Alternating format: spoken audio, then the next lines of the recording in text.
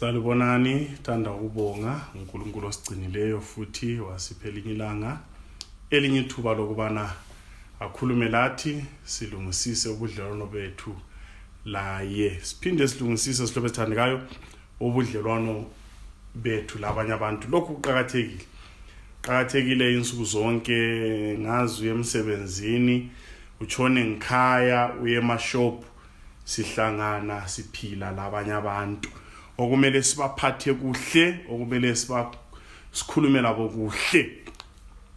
Omakhelwane sibabingelele, sihlala labo sibabingelele, siphathane kuhle, umlimi asenzele kuhle, umlimi asiphathise.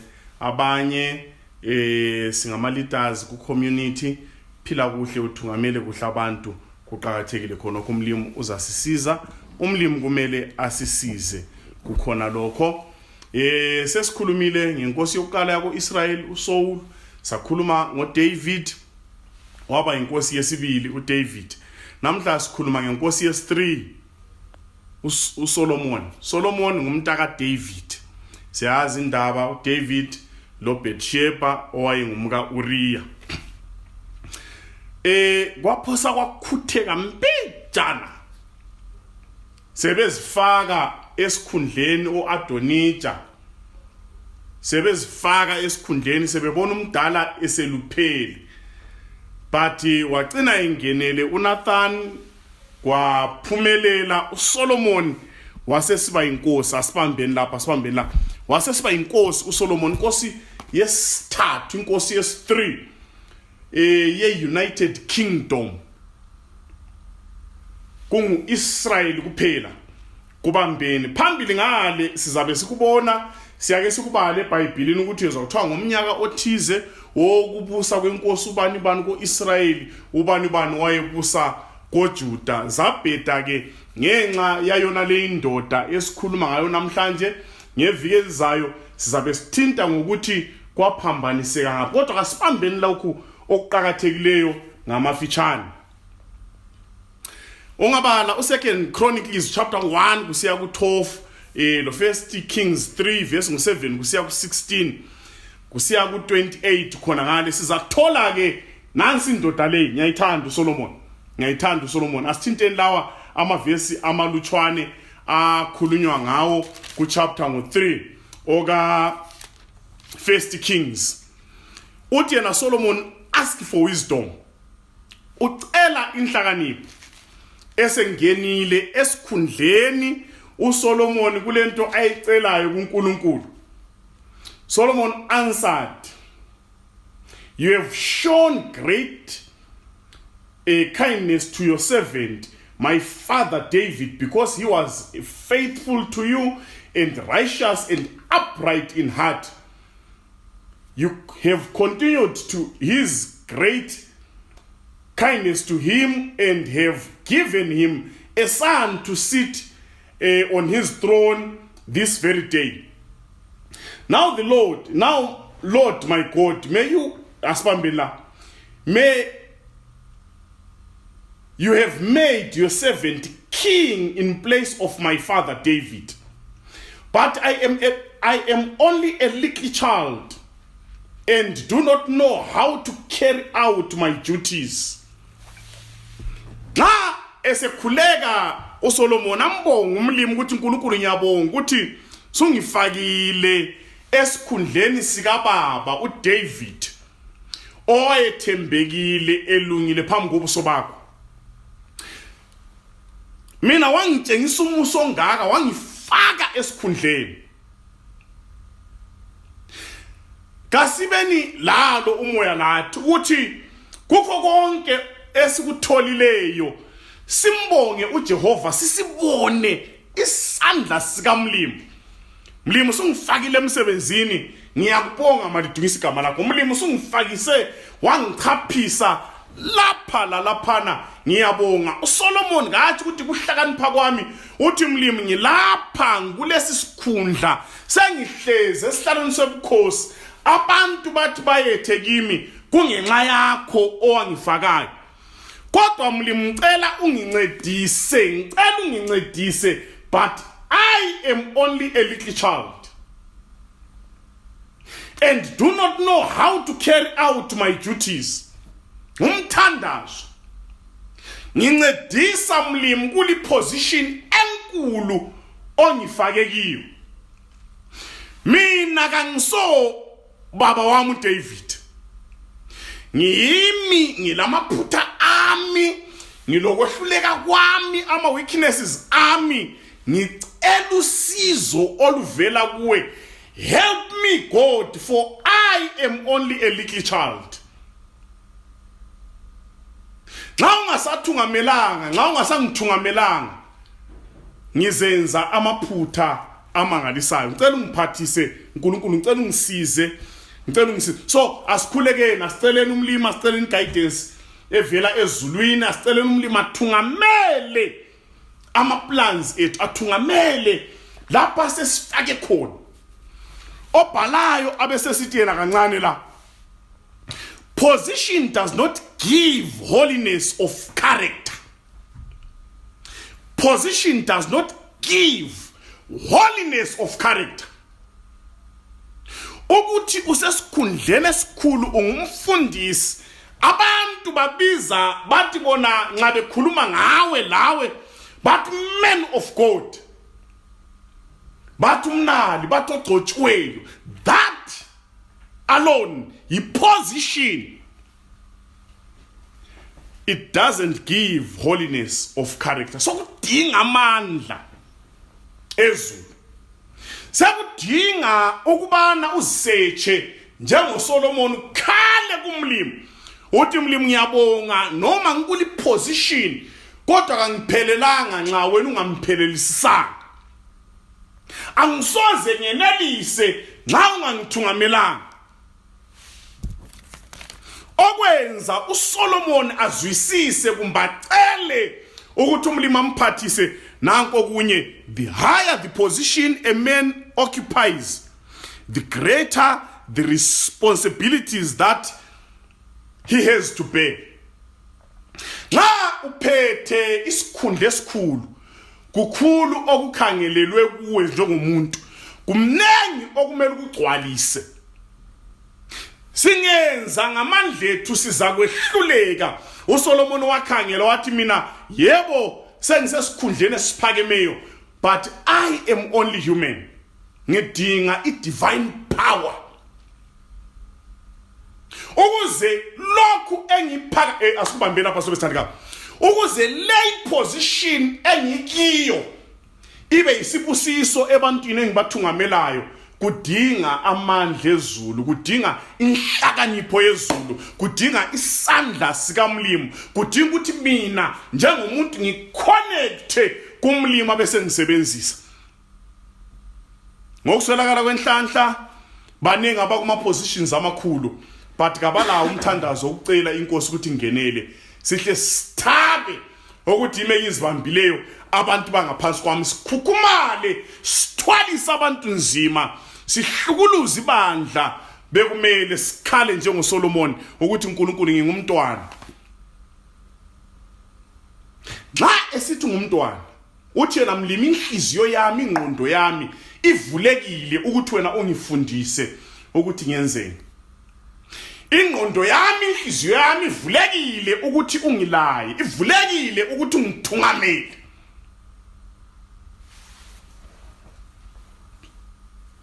Ngathi ukuthi into yangikhaya le, baba wami wayenkosi lami sengingenile, hayi kade akudingi lutho. Okuqhakathekileyo ukuthi ube phakathi khona phana kusukapula, hayi uthi yena lay position asoyokukapula i-position edinga ukuthi mlimo ongithungamele, ungangiyekeli, ngoba ngiyakwazi ukuthi ama-responsibilities ami manengi.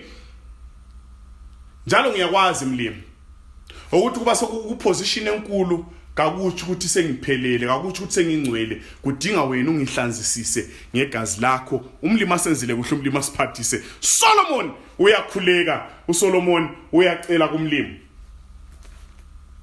Right, asibambe la. Your servant is here. Chapter 3 from verse 7. Your servant is here among the people you have chosen, a great people, too numerous to count or number. give your servant a discerning heart to govern your people and to distinguish between right and wrong. For who is able to govern these great people of yours? Hey. Utiyene sekule ukuthi mlimi nanku la sengikhona hayi line nxekalizwa sitobisane. Omunye umuntu wabhala wathi yena Sibanda into eveza character, true character yomuntu ipower. Umuntu engaba le power kumbe abe ku power uyambona ukuthi ngubani. Solomon uthi yena mlimi sengiposition ele power, iposition enginika ipower okwenzakala ezweni kulawulwa yimi, kwaziwa yimi, kukhulunywa yimi. Ngicela unginike umoya, a discerning spirit, nginga abuse ioffice, ngingahlukuluzi abantu, ngoba ngabantu bakho. Give me a discerning heart to govern your people and distinguish between right and wrong. Nanku umthandazo obekumele number 1 abathungameli bamazwe, ama-president awukhuleke angathi yena ngabantu bami, abekwazi ukuthi abathungamelayo ngabantu benkosi. Abadinga umthungameli oxhumane lezulu, abadinga umthungameli olenhliziyo evulekileyo ukuthi umlimi ayithinte, abesesiba lenhlakanipho lomoya wokwenelisa ukwehlukanisa lokwazi okuhle lokubi. Umthandazo oqondane labafundisi oya kuthi nxa ekhangela ibandla angaboni abantu bakhe kodwa abone abantu benkosi. Abesezicelela akhale athi mlimi ngicela ungincedise, I am only but a child. Ama duties okumele ngiwenze azangihlula, ayangihlula, ngizasindwa yisikhundla, ngithabe kakhulu ngenxa yalesi sikhundla, ngibe sengihlukuluza abantu bakho, ngibe sengiqamula ngephule intando yakho. Give me a discerning spirit.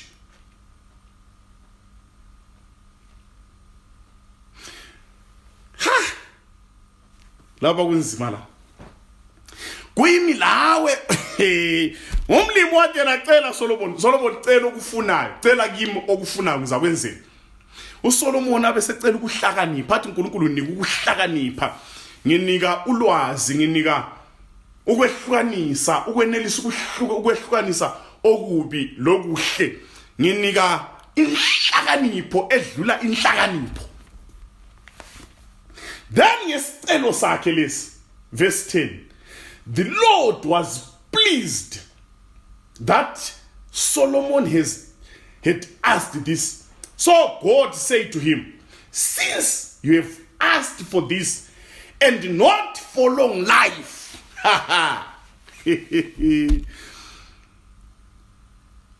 kuyimilawe akathi mlimi oqala cela ukungafi, ngingagugi mlimi, ngingafi.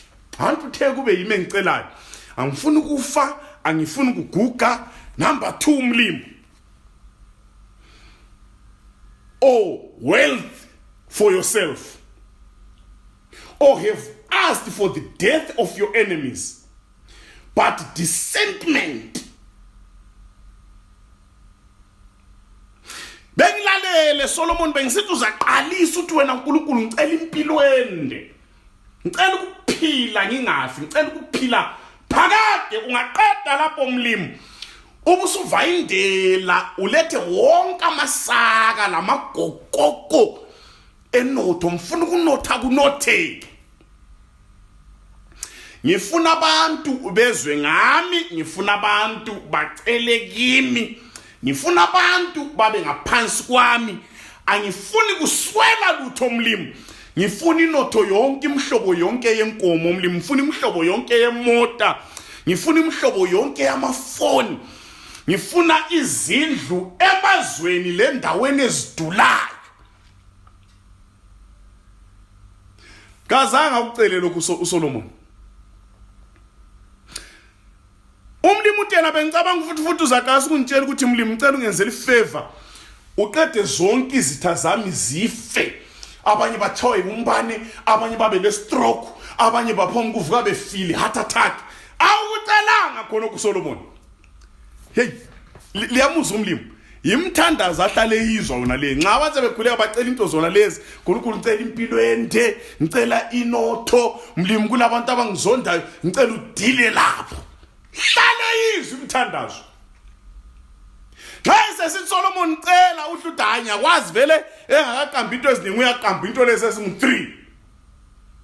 Chaya uSolomon angaziqambi. Athi baba wethu esezulwini sengikule iposition, ngicela inhlakanipho. Cela inhlakanipho yokuthungamela abantu bakho. Cela inhlakanipho yokuthi lanxa into zingahambi kuhle ngenelise ukuxakulula ingxaki elizweni.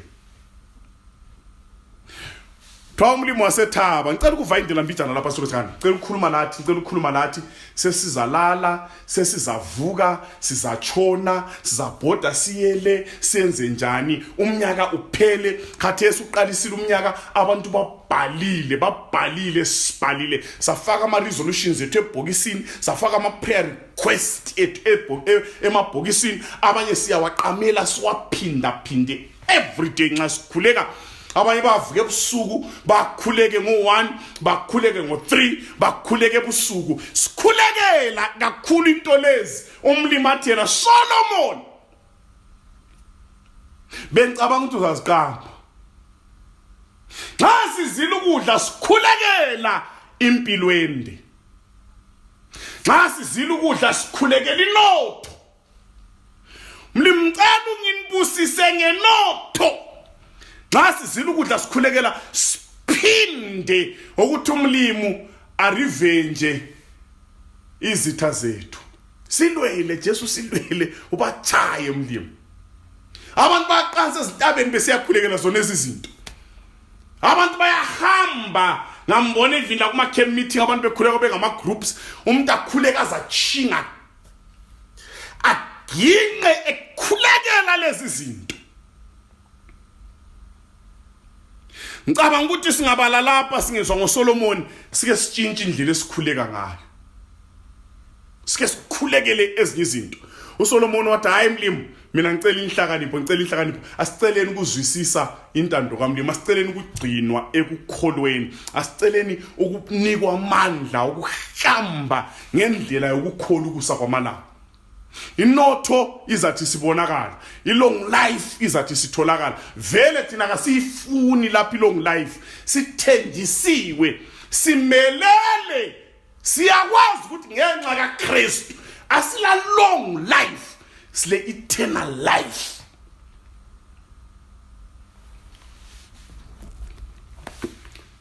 Singakhuleli ukuthi abanye abantu bafe, singakhuleli ukuthi abanye abantu badubeke, kasikhulekele inhlakanipho. Kuthiwa wona lo mthandazo lalesi sicelo kumthabisa uJehova. Nxa kule minye imthandazo ethabisa umlimi, kuthi kule yenye uNkulunkulu la khangela amanga ukuthi hambe shu. Asambe. Right. I will do what you have asked. I will give you a wise and discerning heart, so that there will never be anyone like you, or will be anyone like you. Moreover, I will give you what you did not ask for, both wealth and honor, so that in your lifetime you will have no equal among kings. Yeah, lokho yakunika umlimi uthi Solomon semphendula umthandazo wakho ngiyakunika inhlakanipho ngiyakunika umoya okwenelisa ukuxazulula lokunanzelela okuhle lokubi phezu kwakho nokho ngiyakuvayidela ngembanisela funa ukunika inotho le honor onipho abantu bakwesaba abantu babekwazi abantu bazabuya bazokuzwa bazobona hlakanipho bazobona inotho uzanotha kwedlula amakhosi akabakhona emuva kugoqela loyihlo kwedlula amakhosi azakuba khona mhlaba wonke akula muntu ozahlakanipha njengawe akula muntu ozakunotha njengawe cele inhlakanipho inotho imbanisela imasenzele kuhle. What shall it profit a man to gain the whole world? Siyayifuna inotho sibese sikhohle ubudlelwano loThixo. Siyayithanda inotho sibuthelele sibese sikhohlwa ubudlelwano nabanye abantu. Sikhohle isiKristu. Silahla insindiso. Solomon uthi hayi nginothile umbaka nginothanga. I don't want to be a rich fool umlimi. Nginika inhlakanipho. Umlimi wamthi va ngimbaze. Manje isigijime sithintela. Khangelani inhlakanipho yakhe. Uverse 16 khona phana usiya phansi. Kuyabuya omama, now 2 prostitutes came to the king and stood before him. Omunye bese sithi yena kubomama lo Nkosi, umama lo sihlala sonke lo. Mina ngibelethile after 3 days la wasebeletha umntwana. Yena ihlezi Inkosi ihlezi la, anti siphiwe inhlakanipho ihlezi laleli. So Nkosi lapha umama lo ukhanya uvukile ebusuku. Wacheck umntana wakhe wambone sefile. Wasenyenya engitshintshela ethatha ofileyo emfake eduze levele lami. Wasethatha wami ophilayo wamxhume eveleni lakhe wamunyisa wabelala flat lambe ngilele flat.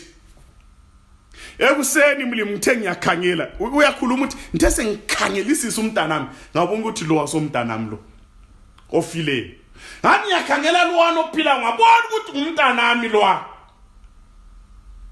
Lo mama la wathi Nkosi umama lo ulamanga angizake ngibona umuntu ngicabanga ukuthi umngani wami manje asomngani wami shem somngani wami.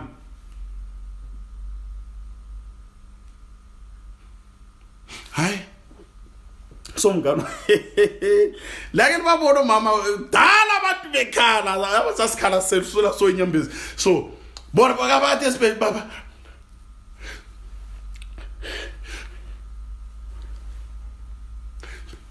ezikhalise lapha ethwela ukuphila.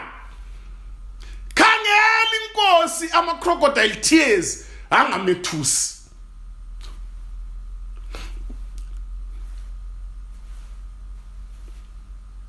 Lokho bejikelana ofileyo ngwakho ophilayo ngwami ofileyo ngwakho walalela kuthiwa sesukuma eorder elinye isotsha la kwasitanga akula problem manje sikulungise lokho sukuma ubuye le sword wabuya le sword umntwana ophilayo ungaphi nangu lo file vele libeke eceleni akula umuntu omfunayo akula alilandanga lapho ukuthi kukhuluye ngofileyo vele indaba ikophilayo sambela wasekubamba so ngomlenze wathi akuqunywe sento kuphila. Hlakani. Blessed are the peacemakers. Kana kade indaba engaka kulomuntu ofileyo kulomntwana ofileyo. Nkosi sukumi thatha isodi thena lo philayo asimchayeni half. Simqume center ngoba yikho kule ndaba khona yikho kule ngxabano khona. Umama omunye wahle wasuka ekhasa wathi umayuyu Inkosi ngicela ungambulala umntwana umnike umama lo umntwana ophilayo mina ngiza kuyalahla lo ofileyo kuthiwa Inkosi yahle yabona ukuthi uma hey uthiwa eqeda khonapho lwana akade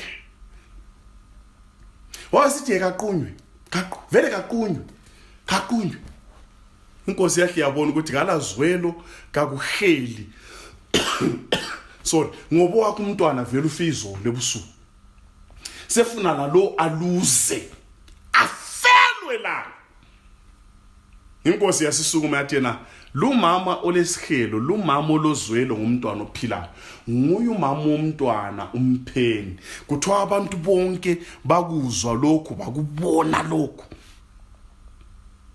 bamhlonipha bamphakamisa uSolomon babonga uJehova ukuthi silenkosi ehlakaniphileyo njengebandla kwesinye isikhathi careless siyabulala abantwana bethu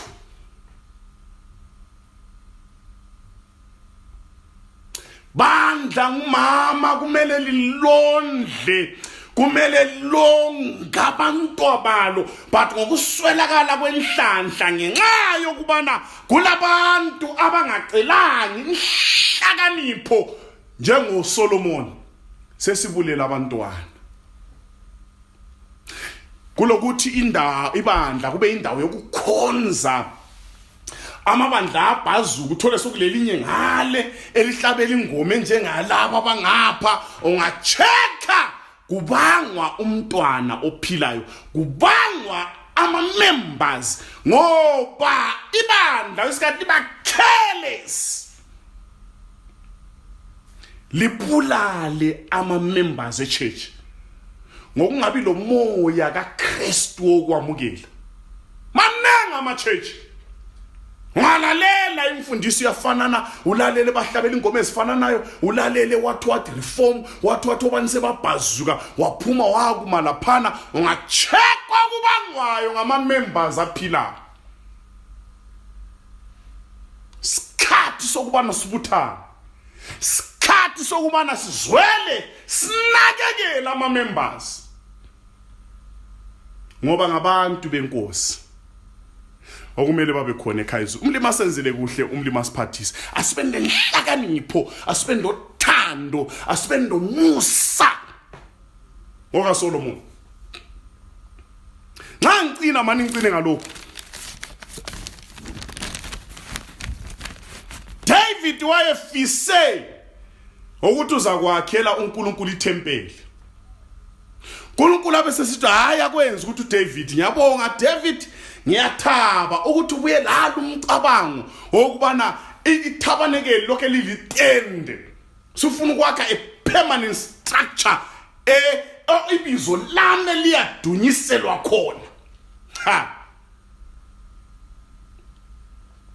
but wena akakwenza ukuthi wakhe ubungumuntu wempi ubungumuntu wokulwa izandla zakho zigcwele igazi akwenza ukuthi wakhe ithempeli but umntanakho uza ngakhela ithempeli Solomon wawuthwala lo umsebenzi sizibalele chapter 5 lo chapter 6 wawuthwala umsebenzi wakhuluma lenkosi yaseThai kwalethwa isigodo asambena lapha kule ndaba la kwakuyi isigodo ezimangalisayo zibuya ngezikepe zibuya ngoMediterranean Sea azamukele wabuthelela imaterial laphana kwaba labantu bavumelana lenkosi yaseThai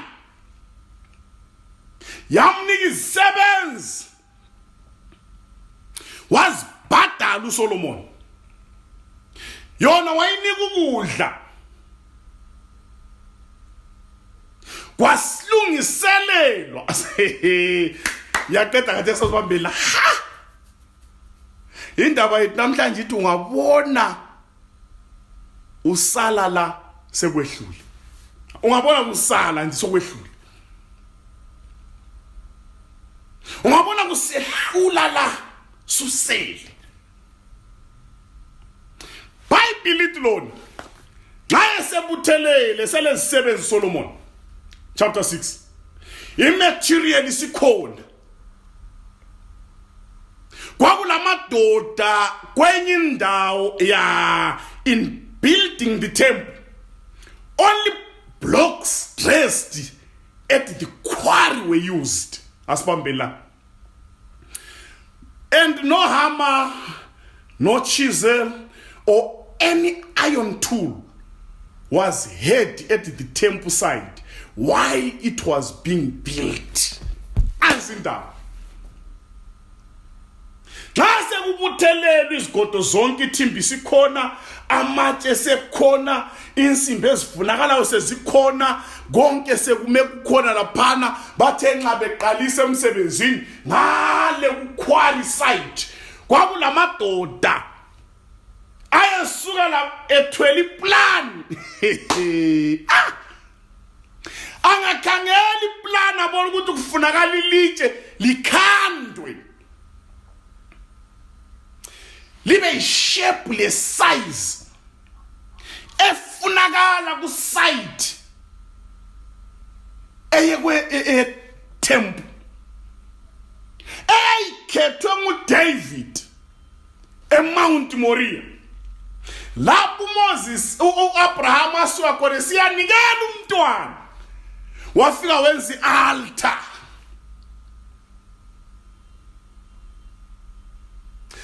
Bafika bameje sosibanda bameje bakhakele bathintini babuye lama dimensions wonke awe 10 ewe-temple kube sekukhanda kukhala grinder, kukhala jackhammer, kukhala isando, ihexadume, kwenziwe konke ichizela isancele sikhale kuQuarry site.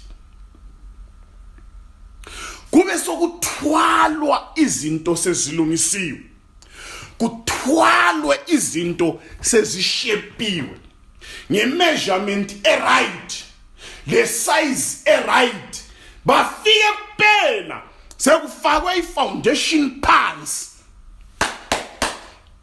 bazofaka ilitshe elifike lingene so ama-blocks athi khoxa, babuyele bazofaka elinye likhangele ngalo lithi khoxa, babuyele bazofaka iphili ifike ingene ngesize yakhona. Kwakungena dust, kwakungazwakala isando, kwakungena umsindo we-chisel, kwakungena umsindo we-grinder, kwakule ndawo lapho kukhala khona izinto, kwakule ndawo lapho kukhala khona izando, kwakule ndawo lapho kuganyulwa khona, kwakule ndawo lapho kubazwa khona, kwakule ndawo lapho kuplenwa khona. Ngapha kwakubuya kuphela kuzofitheka icilongo lingakakhali, sisese kuplanet Earth. Kumele mina lawe uplanet Earth yiQuarry site lapho kumele khona izigebenga, okumele amasela, okumele izifebe, okumele ababulali, wonke umuntu olenhliziyo elukhuni akhandwe ngelizwi likaMlimi. Sikhali isancele, ikhali jackhammer, nxa icilongo selikhala sesisiyale, sesifika sithi khoxo endaweni right ngeshape right, igama lenkosi lidunyiswe, ukuchumayela, ukuhlabela, ukuncengana kuzwakala lapha, umsindo wokwakha ama-characters oluntu wenzakala kuplanet Earth kuQuarry site. Xa icilongo selikhalile ongashepekanga kayi ngoba ngala kula msindo wezando, isando sikhona, nansi isando, lizwi likaJehova, umoya oyingcwele uyasebenza, siyalizwe emabhasini, siyalizwe emaredweni, sihleze ezindlini, kuyachunyayelwa ezimfeni lemtshadweni kade sekuvayendelwa yisando esikushepa, sikushepela ikhaya nxa sesifika ngale khoxa. Ungabona usehlula la, awuyi ngale, mele kuphelele khona, mele inzondo ikhandwe khona bisipheli. Ongabo bari ngiqedela sengiqedela la, abanye ithimba zenkingi soqhamukile kwalunga kwamezwa khoxa endaweni yakho, abanye ngama-granite rock, kufuna kuke kubhorwe mbijana sibanda kube sokugqitshwa idynamite, abantu bayecatsha ngale ngoba nxa lidubuka inhlansi zakhona lenhlamvu zakhona ziphandla labashepa abanye zomile inhliziyo but umlimi kakaqedi ngami kakaqedi ngawe kakakhalali usakusaha usagqiba idynamite wenza ukuthi sishepeke kuhle nxa icilongo likhala sibe khona ekhaya ezulwini ungabona usehlula lapha ku planet earth ungabona usehlula ku planet earth ungabona usehlula ilizwi lika Jehova lehlula usemfeni lehlula usemchadweni lehlula camp meeting lehlula ku pass over wehlule noma ungaphi ungabona lisehlula nxa icilongo likhala ususele ngoba ngale akula YouTube ngale akula guest day ngale akula effort ngale akula audio zoza wathunyelwa ngale sokuhamba abapheleleyo bephelelisiwe izando zezulu kuyepho khoxo